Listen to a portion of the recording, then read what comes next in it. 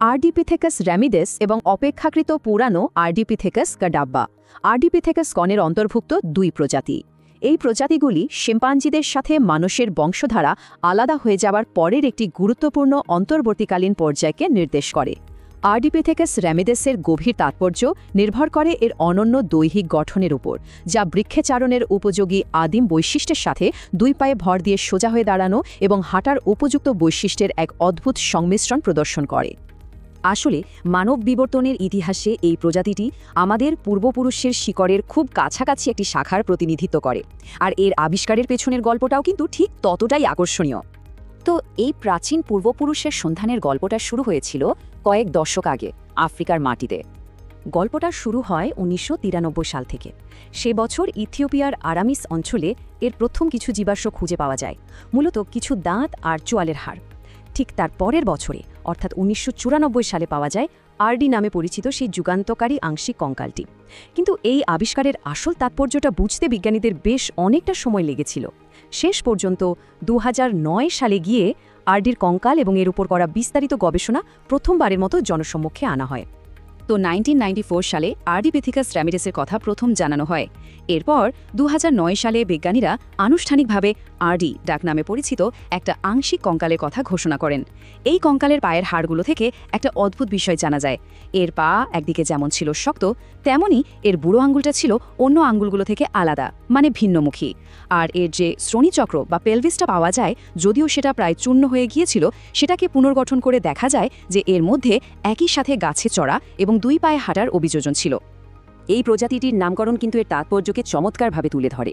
যেমন ধরুন, আরডি শব্দটা এসেছে স্থানীয় আফার ভাষা থেকে, যার মানে হলো ভূমি বা মাটি।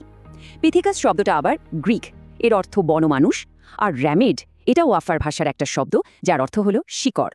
তাহলে দেখুন, সব মিলিয়ে আরডিপিথেকাস র্যামিডাস নামটার মানে দাঁড়াচ্ছে ভূমির বনমানুষ শিকড়। নামটা থেকেই বোঝা যায় মানব বিবর্তনের ধারায় এর অবস্থান কতটা মৌলিক।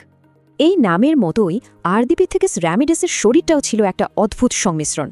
মনে হতো যেন এটা একই সাথে দুটো ভিন্ন জগতের প্রাণী, যার এক পা গাছে তো আরেক পা মাটিতে।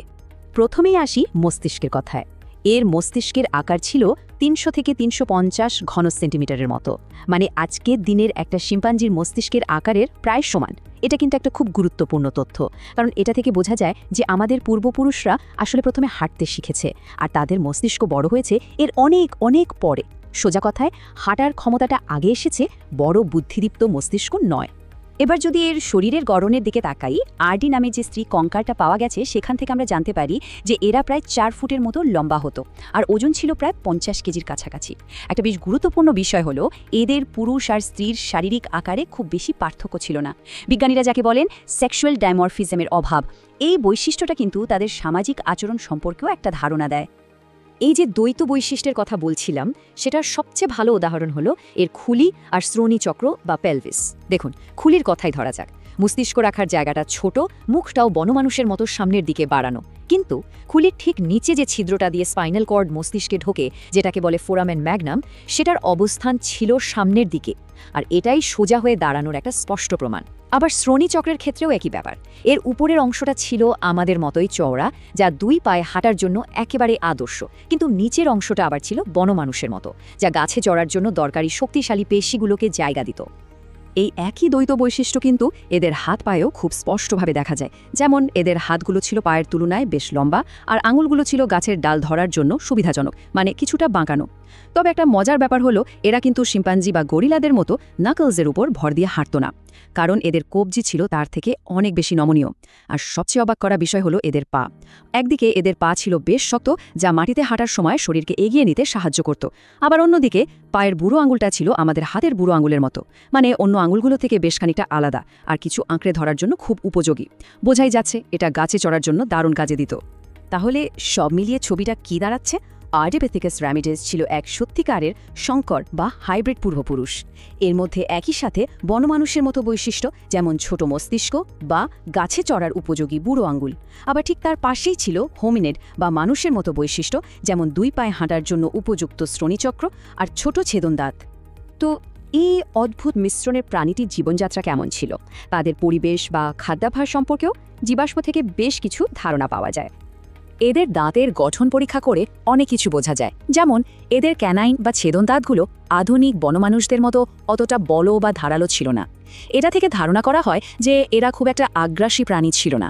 আবার মোলার দাঁতের এনামেল ছিল বেশ পাতলা, যা থেকে বোঝা যায় যে এরা মূলত নরম খাবার খেত, যেমন ফল, কচি পাতা, এই ধরনের জিনিস। আর এই ধারণাগুলো কিন্তু সেই ১৯৯৩ সালে আরামিসে পাওয়া দাঁত আর চোয়ালের খণ্ডাংশগুলো থেকেও সমর্থিত হয়।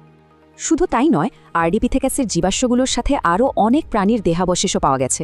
সেই সব প্রমাণ বিশ্লেষণ করে বিজ্ঞানীরা মনে করছেন যে এরা বনভূমি আর তৃণভূমি মেশানো একটা পরিবেশে বাস করত, মানে এমন একটা জায়গা যা তাদের গাছ এবং মাটি দুই জায়গা থেকেই খাবার সংগ্রহ করার সুযোগ করে দিত। এই সব কিছুর পর মূল আলোচনাটা হলো আমাদের বিবর্তনের বিশাল গল্পে আরডিপিথেকাস রামিডেসের অবস্থান এবং এর আসল তাৎপর্য নিয়ে। আসলে আরডিপিথেকাস রামিডেস আমাদের সেই সময়ের একটা ছবি দেখায় যখন মানুষ আর শিম্পাঞ্জির বংশধারা সবেমাত্র আলাদা হয়েছে। এটি আমাদের সামনে হোমিনিড বিবর্তনের একেবারে প্রথম দিকের অধ্যায়গুলো খুলে ধরে।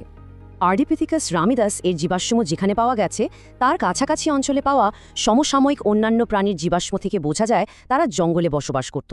আরডিপিথেকাস রামিডাস এর দৈহিক গঠন এবং আকৃতি থেকে বোঝা যায় যে দুই পায়ে ভর দিয়ে সোজা হয়ে হাঁটার জন্য প্রয়োজনীয় অভিযোজন শুরু হয়েছিল অনেক আগে।